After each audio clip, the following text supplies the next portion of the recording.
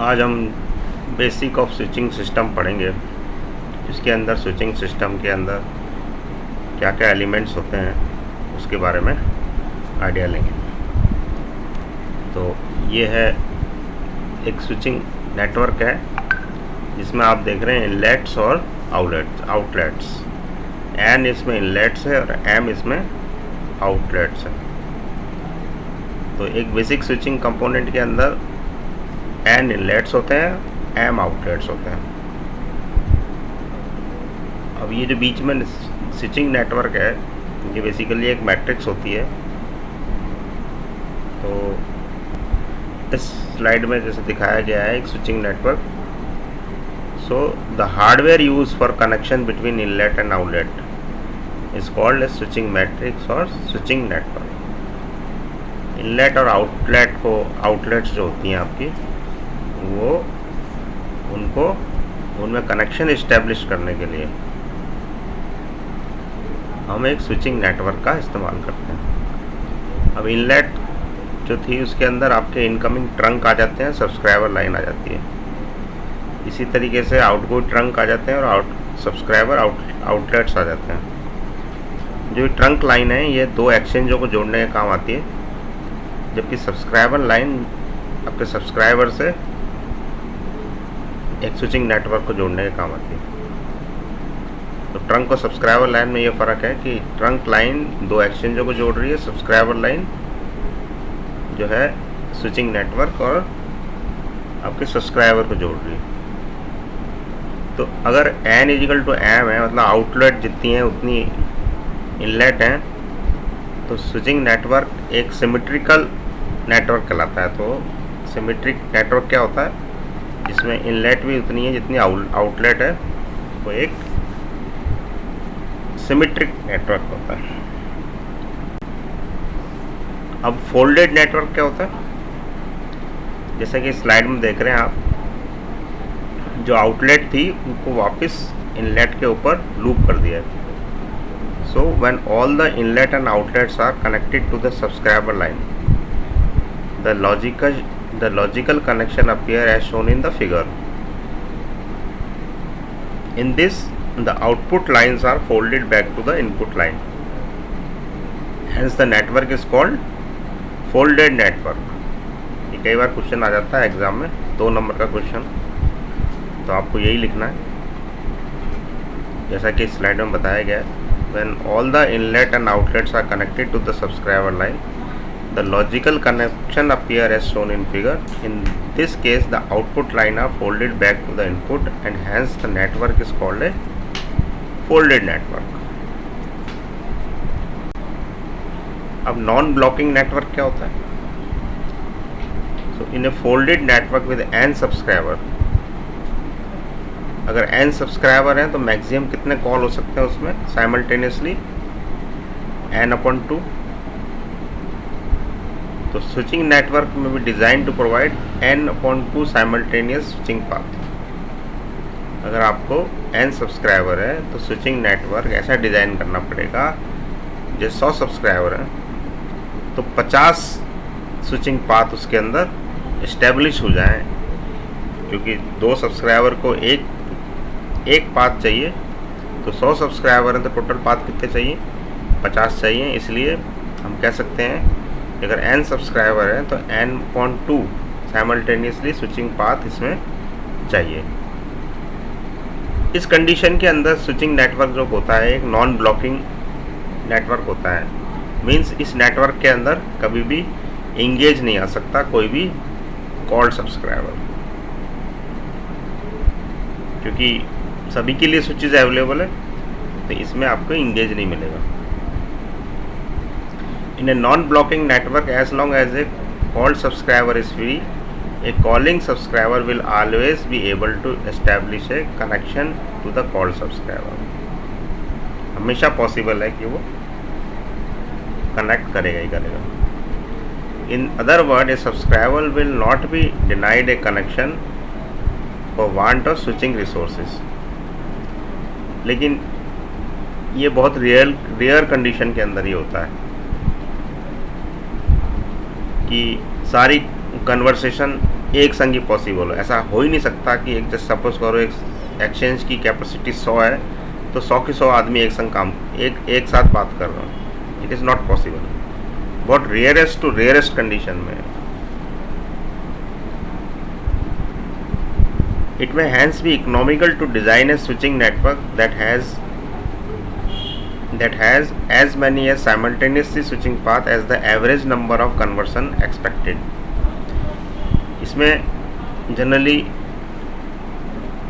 एक स्टडी की जाती है कि इस टेलीफोन एक्सचेंज के ऊपर कितने एवरेज कॉल आ सकती है, तो उस एवरेज कॉल के हिसाब से उसको डिज़ाइन किया जाता है एक्सचेंज को। तो उससे क्या होता है, उसकी कीमत भी कम आती है, क्योंकि जितने ज़्यादा स्विचेज होंगे उतना ज़्यादा वो महंगा एक्सचेंज हो जाएगा। तो आपको सपोज करो 1000 लोगों के कनेक्शन देने हैं, तो अगर आपको 1000 के लिए अगर आपको नॉन ब्लॉकिंग चाहिए तो 500 स्विच का चाहिए, और तो 500 स्विच का जो एक्सचेंज है वो महंगा आएगा। और अगर आप एवरेज निकाल के देखेंगे तो अगर सपोज करो 100 कॉल का एवरेज आ रहा है तो आप 100 स्विच के एक्सचेंज के अंदर भी काम चला सकते हैं। तो इस तरीके से इसको इस्टेब्लिश करने से पहले इकोनॉमिकल एस्पेक्ट्स भी देखा जाता है। It may occasionally happen that when a subscriber requests a connection, there are no switch path free in the network, and hence it is denied connection. In such a event, the subscriber is said to be blocked, and the switching network is called a blocking network. अगर किसी subscriber ने dial किया और उसको connection नहीं मिला, engage नहीं, अगर उसको कोई रूट नहीं मिला, कोई नेटवर्क नहीं मिला, पाथ नहीं मिला, तो वो एक तरह से ब्लॉकिंग नेटवर्क कहलाएगा। तो नॉन ब्लॉकिंग नेटवर्क की कंडीशन तो क्या है, अगर n सब्सक्राइबर है तो n/2 अगर स्विचिंग पाथ है तो वो नॉन ब्लॉकिंग है। अगर n/2 स्विचिंग पाथ नहीं है तो उसके अंदर कोई सब्सक्राइबर ब्लॉक हो सकता है। In a blocking network the number of simultaneous switches path is less than the maximum number of simultaneous conversation that can take place. The probability that a user may get blocked is called the blocking probability. इसकी हम calculation करेंगे आगे जब detail में पढ़ेंगे इसको। ये कहलाती है इसकी ब्लॉकिंग प्रोबेबिलिटी। आज हम बेसिक ऑफ स्विचिंग सिस्टम पढ़ेंगे। इसके अंदर स्विचिंग सिस्टम के अंदर क्या क्या एलिमेंट्स होते हैं उसके बारे में आइडिया लेंगे।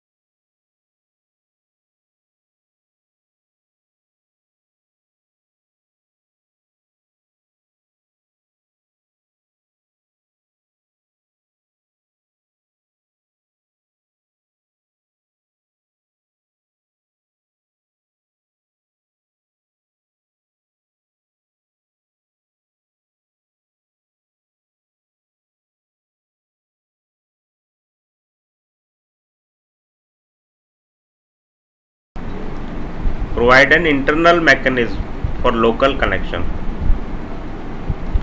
without using the junctor circuit. जो लाइन स्कैनिंग यूनिट है, it sense and obtain signalling information from the respective line. ये लाइन को स्कैन करती है और उससे सिग्नलिंग इंफॉर्मेशन लेती है। And distributor unit send out signalling information on the respective line. और operator console permit interaction with the switching system and for maintenance and administrative purpose. Operator console आपके switching action को और maintenance और administrative purpose के लिए use किया जाता है। इन सम स्विचिंग सिस्टम द कंट्रोल सब सिस्टम में भी integral part of the switching network itself. Such system are known as direct control switching system. The direct control switching system के अंदर जो कंट्रोल सब सिस्टम होता है वो एक स्विचिंग नेटवर्क का ही इंटीग्रल पार्ट होता है, कोई अलग से यूनिट नहीं होती है। उसको हम डायरेक्ट कंट्रोल स्विचिंग सिस्टम कहते हैं। और दो system in which control subsystem is outside the switching network are called common control switching system. जिसके अंदर कंट्रोल सब सिस्टम स्विचिंग नेटवर्क के बाहर होता है, उसको हम कॉमन कंट्रोल स्विचिंग सिस्टम कहते हैं। इसमें ट्राउजर एक्सचेंज जो होते हैं वो डायरेक्ट कंट्रोल सिस्टम के होते हैं, उनके अंदर नेटवर्क के अंदर ही होता है कंट्रोल सब सिस्टम। जबकि क्रॉसबार और electronic exchange common control system होते हैं, तो इसके अंदर नेटवर्क में ना होके एक अलग से यूनिट होती है कंट्रोल सब सिस्टम की, crossbar and electronic exchanges. All stored program control system are common control system. Common control is also known as indirect control or register control. जो कॉमन कंट्रोल है जिसके अंदर की कंट्रोल सब सिस्टम स्विचिंग नेटवर्क से बाहर होता है, उसको हम इनडायरेक्ट कंट्रोल और रजिस्टर कंट्रोल भी कहते हैं। तो इस तरीके से आपने इस क्लास के अंदर एक स्विचिंग